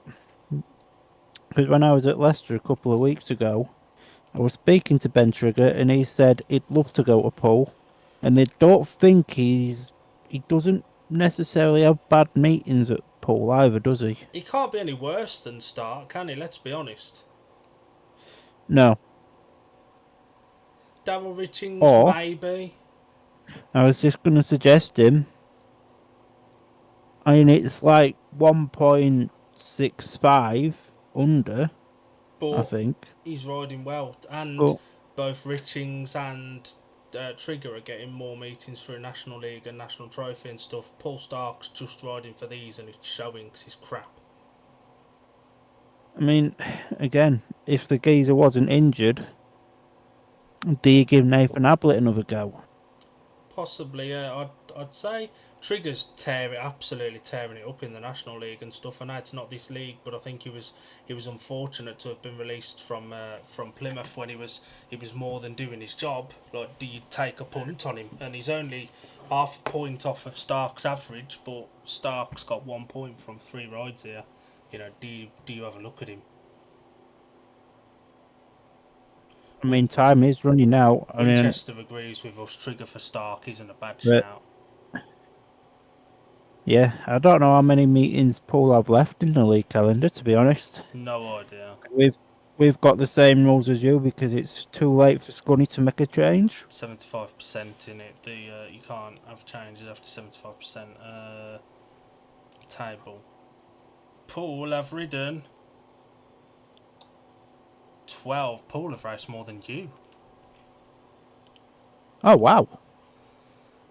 Heat number 12, gate 1 in red, Lewis Kerr, gate 2, yellow, Luke Killeen, gate 3 in blue, William Cairns, and off the favoured now, gate 4 in white, Zane Kennedy. Louis Kerr on paper is favourite, but Luke Killeen's been really good, and we often give Luke Killeen a bit of SH1T because he can look dangerous, but he's looked impressive tonight. He deserves more than the 4+1 he's got. I can't believe I'm saying this. I can't disagree with that. Tapes rise for week number 12. Luke Colleen's got there, but Will Cairns hasn't, and now Lewis Kerr's just blasted round the outside. There are both cheaters, and now it's currently a 3-3 heat advantage as it stands. Not Lewis Kerr, that's William Cairns at the back. He's going really, really wide, and if anything, Zane Kennedy's now gaining an extension of his lead over Will Cairns because of how wide Will Cairns went. And to be fair, I don't know if you viewers know, I like saying to be fair, it's just comes off the tip of my tongue as we come into the next lap. It's going to be a 3-3. Will Cairns has got no answer to these cheaters. These cheaters have got no answer to Lewis Kerr. It's one of them. It's hard to commentate on races like this, but, we'll do our best. We've only got one lap left, so I do apologise. But you can't really see a lot changing. Unless slips, swips, falls and mechanical failures, which, let's be honest, probably ain't going to happen. Lewis Kerr comes round to take his third race win of the night. And there's still that 2-point gap. We need to make that into a t-shirt. Slips, trips, falls and mechanical failures. Slips, swips, falls and mechanical failures. I'd expect one of the Oxford reserves to come in for Jonas Knudsen in 13 as well, to be honest. The Poole reserves tonight just haven't been good enough. 7 rides taken, 3 points scored. No. And there's a lot of pressure suddenly on that top 5. Tobias Thompson's done, Anders Rowe's not having a great night. Louis Kerr's got 3 race wins, he's done his job, and, Heat 14, Zach will have to do his Richard Lawson and Anders Rowe, because you can't put a reserve in for Anders Rowe. Neither of them are doing any good. No, you can't. It's yeah, I've never known a Poole team to be like this weak. It's strange, isn't it? Heat 12 was won by the rider in red, Louis Kerr, with a winning time of 61.18. Second in yellow, Luke Killeen, and third in white, Zane Kennedy. Points divided 3 apiece. Still 2 in it. Poole 37, Oxford 35 with 3 to go. Winchester said he'd buy that shirt. Winchester won't contribute £3 towards streams to watch his own team, but he'd buy a shirt. What, boy? What a gem of a man. I think they've left Knudsen in. I'll be honest, considering that 33% 5-1 in this in the home side's favour, I don't think will happen here. And they've left Knudsen in. He's off the second favourite gate. Anders Rowe now finds himself off the favourite gate 4. The Knudsen, who scored 3 points from 1 ride and a retirement and a last, when you could have had Francis Gus in here, who scored 10 points and he's still got 3 rides left to go. Or Luke Killeen, who's on 6 paid 7. Or even Killeen. Who'd have thought I'd have seen a day where I was giving Luke Killeen praise. Heat 13, gate 1 in white, paid win last time out. Sam Masters, gate 2, red, unbeaten so far. Richard Lawson, gate 3 in yellow, struggled a bit since heat 4. He's Jonas Knudsen, and off the outside in blue, yet to win a race, actually 2 seconds and a third, but off the favoured gate in this one, gate 4 in blue, is Anders Rowe. Although he was riding better when the outside line was more prominent, certainly the outside entering 1 and 2 now looks slicker than the M6. Ouch.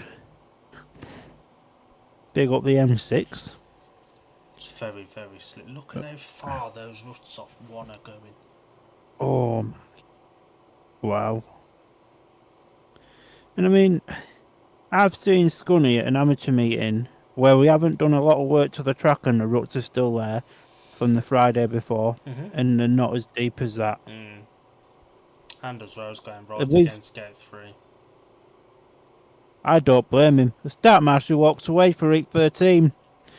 And tapes rise, away we go. Knudsen's gone skywards again. Masters has got there first, but now what can Lawson do? Blasts himself round the outside here of Masters, so it's currently a 4-2 to Poole as it stands. Rowe's got Sam Masters in his sights, but Knudsen now underneath Manders Rowe, and Rowe now, can he repay the compliment? Yes, he can. A good ride there for Manders Rowe, and Knudsen ain't done yet. Knudsen's back round the outsider of Manders Rowe. Rowe's going backwards. This isn't what we had in the books, but it looks like it's going to be another 3-3. Rowe back up the inside of Knudsen. This is some race and a half. This, to be honest, I could watch this all night long if it weren't for Alt Dust at Poole Speedway. What are you track boys? Richard Lawson's away and gone. He can go buy himself a hot dog. But that has been a fun first 2 laps of a race. That fair play to the boys, and the Pirates are just about going to wedge a little bit more of a lead. Richard Lawson looks happy with that. Start Marshall looked happy with that.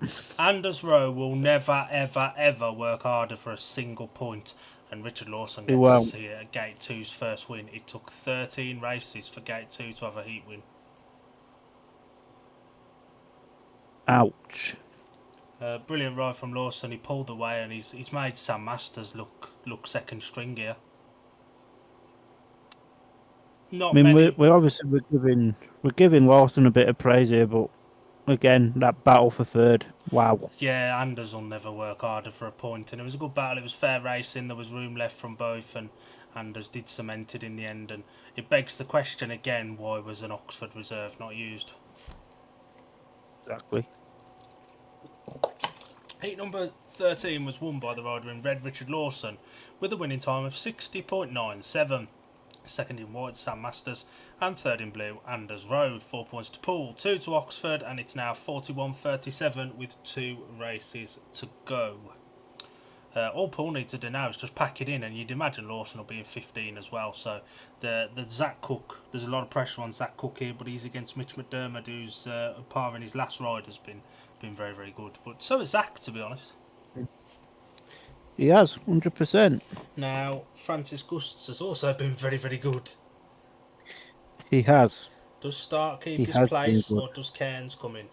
Last time we watched Poole, there was an obvious answer. This time, there's not, and it is William Cairns. William Cairns comes in for Paul Stark. Willie Cairns needs the ride, so doesn't he? And yeah, it's a strange one, that.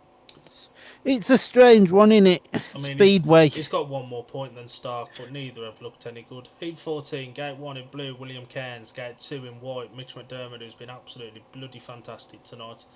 Gate 3 in red, Zach Cook. Gate 4 in yellow, who's also been fantastic. Francis Gusts, I've got to say, I fear a little bit for the Pirates here. I think we could be going to 42 all in about a minute's time, to be honest.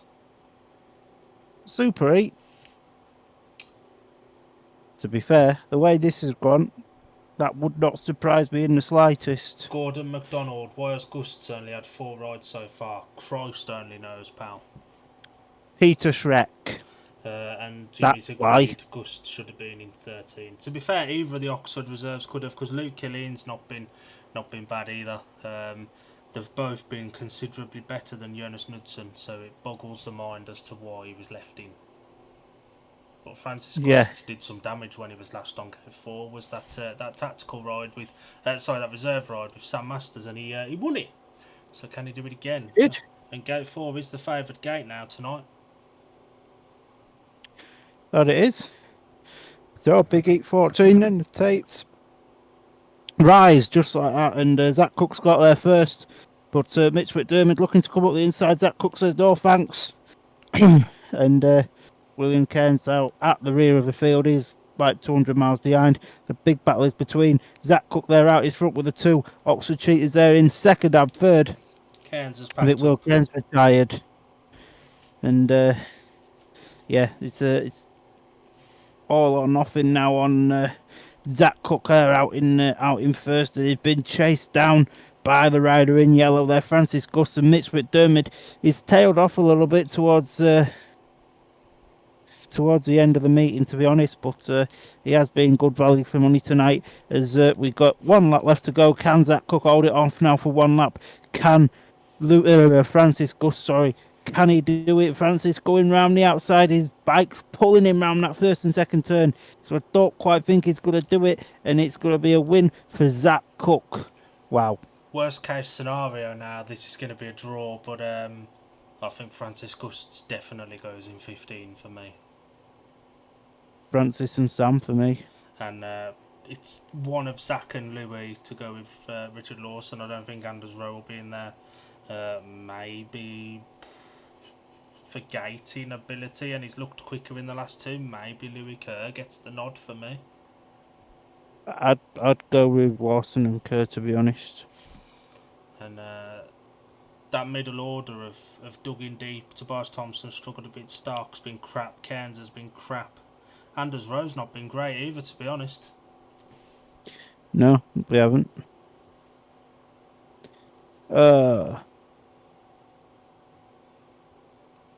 And, it's all or nothing in 8-15 then. And it shows just how vital Will Cairns has been since coming in. His scores, because he struggled a bit tonight, and Stark's just not stepped up, has he? 8-14 was won by the rider in red, Zach Cook, with a winning time of 61.4. Second in yellow, Francis Gustson. Third in white, Mitch McDermott. 3-all, 44 points to 40 after 14 with 1 to go. The gate choice could be all important here. I'd imagine it's vital. Oxford have got to take 1 and 3. Gates 3 and 4 have both had 5 wins apiece. Gate 1 has had 3. Gate 2 has had a singular 1, but that singular 1 was Richard Lawson. It was. So who do you sacrifice off 2? I'd imagine if it is 2 and 4 for Poole, Lawson will take 4. He'll want 4. 100%. Kerr for me. Kerr for me as well. Interesting to see what they do. Here's a good opportunity for us to thank everyone that's joined us tonight. Shall we quickly nominate a rider each for each team, and then we'll pick a rider of the night? I'll pick tonight, being as you did Monday. But we'll nominate them, and if any of the 28 viewers want to vote. For Oxford, to be fair, you've probably got the same one as me. Francis Gusts. Okay, I'll go for Luke Killeen then, just to have 2 different riders. Just quickly, the work going on in Zach's pits would suggest to me it's going to be Lawson and Zach going in 15. Yeah, I could probably see to that, to be honest. Who are you going for Poole? For Poole, I don't know. You know what, right? He hasn't scored the most, but I think he's an entertaining rider of the night, Anders Rowe. I'll go for Lewis Kerr. Because Richard Lawson's been gating and he's been boring. Anders Rowe's not been great in my opinion, but luckily if people don't vote, I'll get to choose, and spoiler, I won't be choosing Anders Rowe. No, I mean, to be honest with you, right, I've only gone for Anders because of that one Heat 11, I think it was, where, or was it 13? 13. Yeah, just because of that one race. It was hard to pick a Poole one. I didn't want to go for Lawson because, yes, he's on a max, but he's just gated, and that was that, wasn't it? So we've got 26 people watching us. Anyone that is watching now, feel free to give a vote. Lewis Kerr, Anders Rowe, Francis Gusts and Luke Killeen are the nominations. Paul Wheeler has gone for Louis Kerr.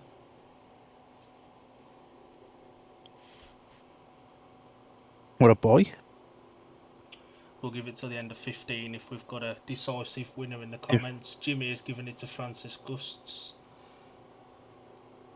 Yeah, I do think the overall votes, if we have many, will probably be a landslide for Oxford's reserves. Yeah, and spoiler alert, if it does come down to me to pick one, it will be one of those 2. So get voting if 100%. You don't want it to be one of the Oxford reserves. So Louis Kerr's got 1, Francis Gusts 1. Wonder if we can do a poll in the YouTube comments. I'm going to have a look. Something we'll have to have a look at. See if I can do it.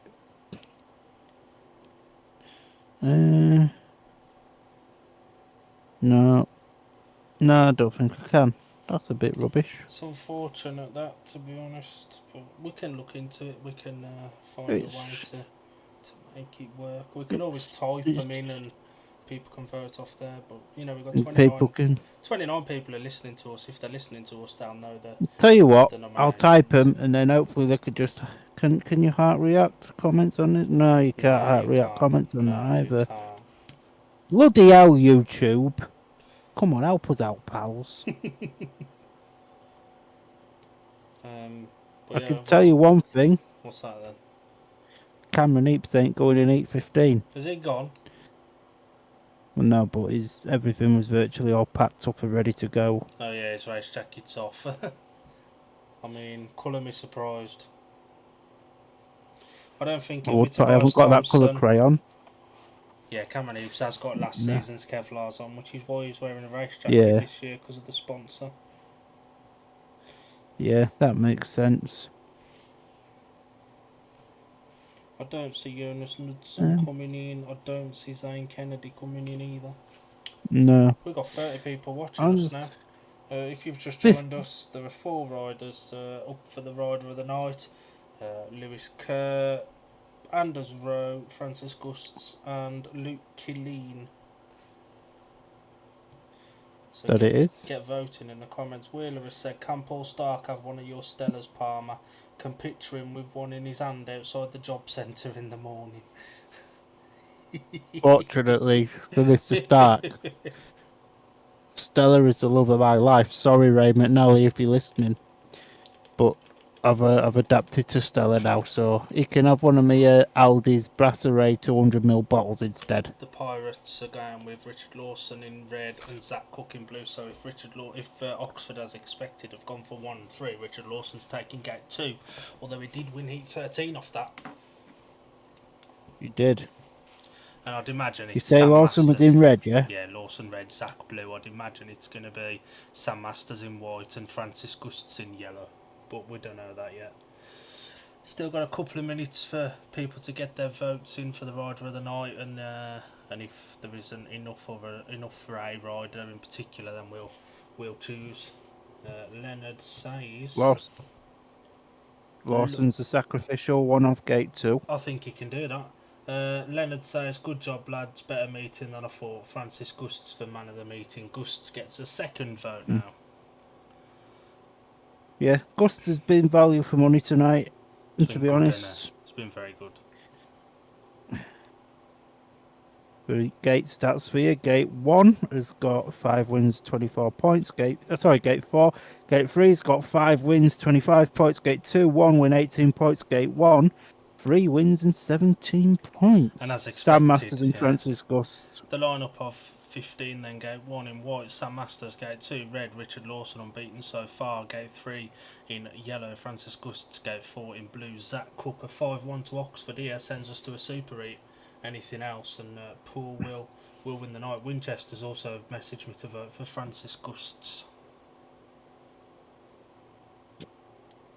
At the moment, I think we've got a landslide winner. And there will be an honourable mention if it is Gusts to the other Oxford reserve, because we notoriously give him a lot of SH1T, but he's been good tonight. He's been very good tonight. Yeah, Oxford reserves have been fantastic tonight, and as I said earlier, I never thought I'd see a day where I was giving Luke Killeen credit, but credit where it's due. So yeah, one last dance tonight, potentially. Who knows?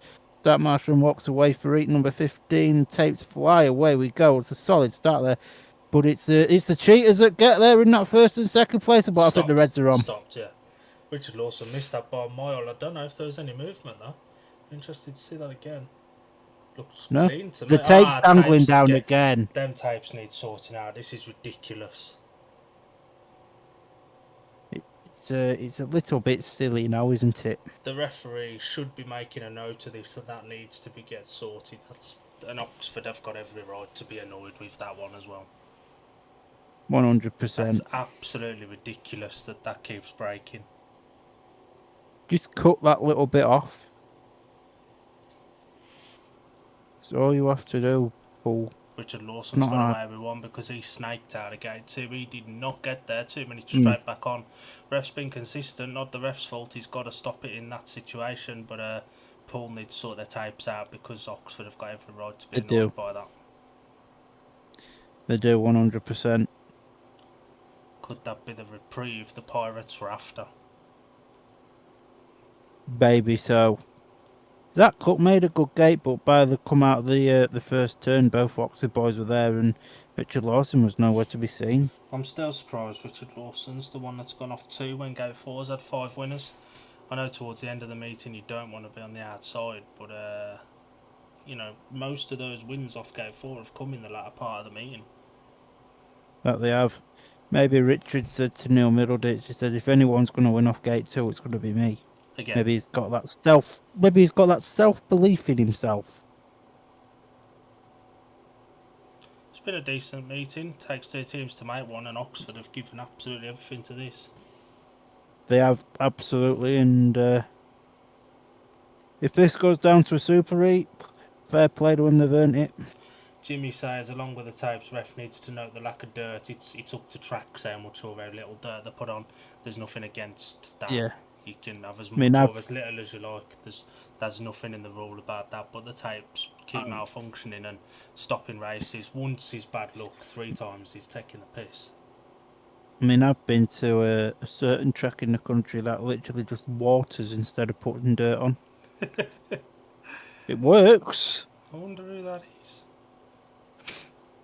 Sheffield. Did I say that out loud? You put any more dirt on that, you're going for a dog track, let alone the air fence. Well, yeah, you've got a point. Startmaster walks away for 8:15. We'll try again. The tape's Done it again. It's down again. Done it again. It's down again. The Reds. Are the Reds on? They've got to come. The Reds aren't on. They've got to come on. It's dangling. Richard Lawson's out in the front. The Reds are not on. Unless the start marshal's retrieved it. And it's currently a 4-2 advantage to the Poole Pirates with Richard Lawson now out in front. Zach Cook in third is chasing down Sam Masters. Francis Gus at the back. Now, Sam Masters just makes a little bit of a locker there on the third and fourth turns, but Francis Gus is very, very close there as well to Zach Cook. Zach's got to have eyes in the back of his head as well as at the front, just to see where he's going and where Francis Gus is at the back now. Zach Cook goes wide and not quite worked out. We've got 1 lap left to go in this race. The way Zach Cook's riding, you'd think there was a world title on the line as Sam Masters is just blocking Zach Cook's run beautifully at the moment. And look at all this dust, and it finishes a 4-2. That's unsatisfactory to me. If the start marshal could retrieve it when Poole gated, why couldn't he have retrieved it when Oxford gated? And he broke again as well. That shouldn't be happening. I literally watched as the tapes went up. The rebound, the ricochet off the tapes hitting the top of the poles, knocked it off. He did.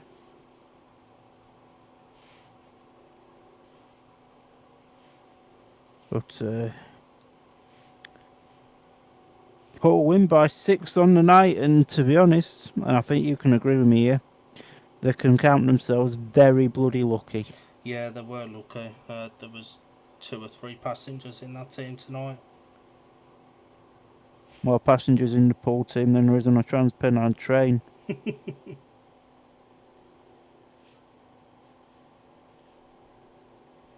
And the result of 15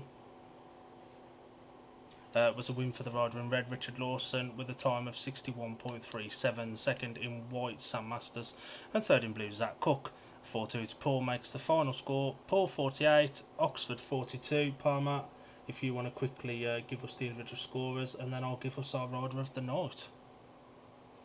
2 seconds, I'm just adding them up. Get Francis Gusts. What a Love boy. it. What a boy. So for the Pirates, then Richard Lawson with a sublime 15-point maximum. Tobias Thompson 4 and a bonus. Lewis Kerr 10. Zach Cook 10 and a bonus. Anders Rowe 6. Paul Start 1. William Cairns 2 for the Cheetahs. Sam Masters very consistent, 5 second places with 10+1. Cameron Eaps 1. Zane Kennedy 4 and a bonus. Mitch McDermott 6 and 1. Jonas Knudsen 3. Luke Colleen 6 and 1. Francis Gusts 12.